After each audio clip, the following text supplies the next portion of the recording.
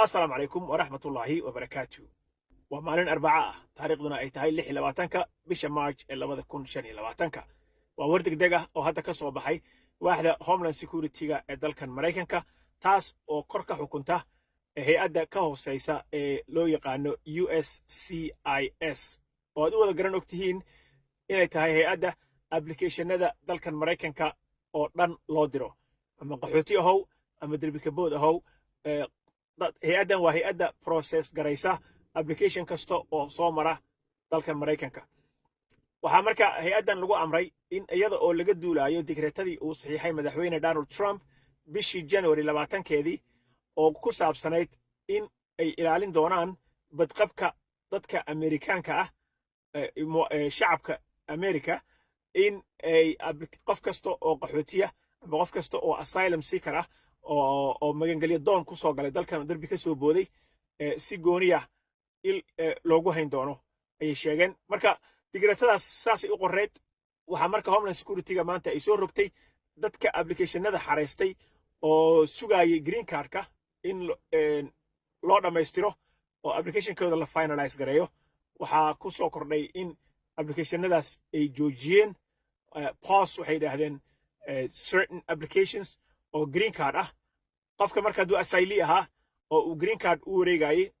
oo I-9kii uu ka gudbaayay sharciga yaraa iyo haddii uu refugee yahay oo qaxooti ahaan uu ku soo galay dalka oo isagana sanad kadib uu xareystay green card dadkaas oo dhan applicationadoodii waa la joojiyey waxa ay sheegayaan in la samayn doono baaritaan dheeraad ah more vetting bay yidhaahdeen baaritaankaas oo ku saabsanaan doona dadka applicationkooda in si tifaftiran oo thorough ah loo jegarayn doono haddii wax kaa qaldan yihiin ama wax aad ka booday ama taariikh iska kaa dabamarsan tahay ama adrees aad ka booday in lagugu soo celin doono applicationkaagii si aad u soo saxdid haddii kale waxay sheegeen in dadka badankood la fiirin doono social mediahooda qofka social mediaha uu isticmaalo in laga daba tegi doono oo la jegarayn doono qolyaha uu follow gareeyo waxyaabaha uu daawado dadka uu ku xiran yahay saaxiibadiisa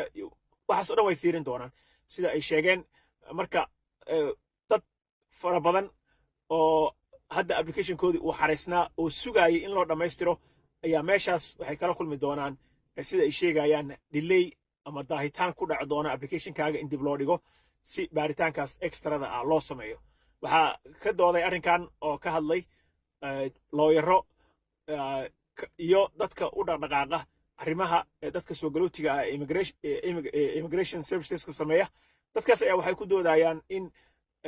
dadkan qaxootiga ah already inta aan loo ogolaaninba dalka inay soo galaan maraykanka in la soo mariyey baaritaan ku filan in hay-adihii dalalka ay ka imaanayeen lagu soo mariyey ay soo mariyeen baaritaan oo hay-adahaas oo hay-ada maraykan ah baaritaan ku filan oo qofkan la yaqaano qofka uu yahay waxa dalka uu ku soo kordhinayo haddii uu dalka uu ku yahay threadna ma loo ogolaan lahayn bay yidhahdeen in uu soo galo dalka oo uu imaado laakiin waxay noqon doontaa bay yidhahdeen baaritaan la dul saaray baaritaan oo dhali doona in uu waqti lagu sii kordhiyo oo ay ku dheeraato xilligii uu wixiisa iyo warqadihiisa uu heli lahaa so arrinkaas warka degdegta ah ayaa soo baxay oo maanta ay soo saareen Homeland Security-ga iyo Trump kooxdiisa waxaan idinku daro tokadii hore Trump uu joogay uu soo saaray warqadan oo kale digreeto noocana dadka in baaritaan extra lagu sameeyo marka waxaa dhacday baa la yidhi in baaritaankii lacag badanna uu ku bixiyey waqtigiina dadka uu ku dheeraaday applicationskii ay process gareeyeenna uu yaraaday kuwii ay gacanta ku hayeen bay xoogga waxay saareen in ay dhammaystiraan in maaragtay baaritaanka extra ku sameeyaan kuwii cusbaa oo dhan baa marka waxay iska noqdeen isdul fulfuulay oo pileup iska noqday marka waxaa dhacday xilligii uu imaaday Biden in applicationadaas la kala hurgufay dadka loo boobsiiyey kuwii hore gacanta loogu hayay kuwii dambana la dhammaystiray sanadkii hadda lasoo dhaafay baa waxaa la yidhi waa sanadkii ugu horreysay oo ay